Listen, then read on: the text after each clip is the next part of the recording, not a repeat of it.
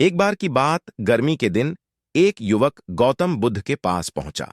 वह निराश और हताश था। उसने बुद्ध को बताया कि उसका जीवन संघर्षों से भरा हुआ है और वह सुखी रहने का कोई रास्ता नहीं खोज पा रहा है। बुद्ध ने शांति से युवक को देखा और कहा, जीवन एक नदी की तरह है, कभी तेज धारा तो कभी शांत धारा। परिवर्तन ही जीवन का नियम है। सुख और दुख दोनों आते जाते रहते हैं।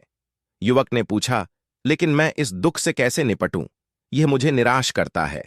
बुद्ध मुस्कराए और कहा, दुख का कारण है तृष्णा।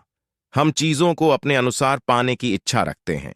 यही इच्छाएं पूरी न होने पर दुख उत्पन्न होता है। युवक ने सोचा और कहा, तो क्या इच्छा करना ही गलत है? बुद्ध ने जवाब दिया, इच्छा करना स्वाभाविक है, लेकिन आसक्ति त्यागना जरूरी है। हमें परिस्थिति को स्वीकारना सीखना चाहिए। जो चीजें हमारे नियंत्रण में नहीं हैं, उन्हें जाने देना चाहिए।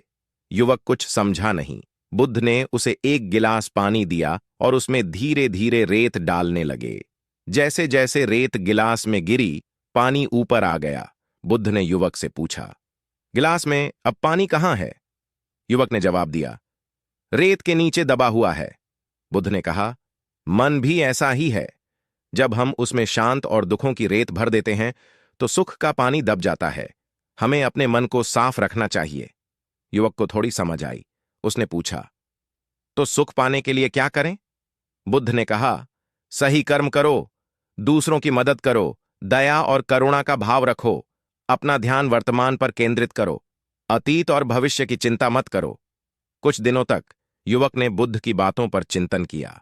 उसने अपने क्रोध, लोभ और मोह को त्यागने का प्रयास किया, दूसरों की सहायता की। धीरे धीरे उसके मन में शांति और संतोष का भाव जागृत हुआ। एक दिन युवक फिर बुद्ध के पास गया। इस बार उसके चेहरे पर मुस्कान थी। उसने कहा, भगवान, आपकी शिक्षाओं ने मेरा जीवन बदल दिया है। अब मैं समझ गया हूं कि सुख बाहरी चीजों में नहीं, बल्कि हमारे भीतर ही है। बुद्ध ने मुस्कराते हुए कहा, हर व्यक्ति में सुख पाने की क्षमता है, बस जरूरत है सही मार्गदर्शन और निरंतर प्रयास की। धन्यवाद।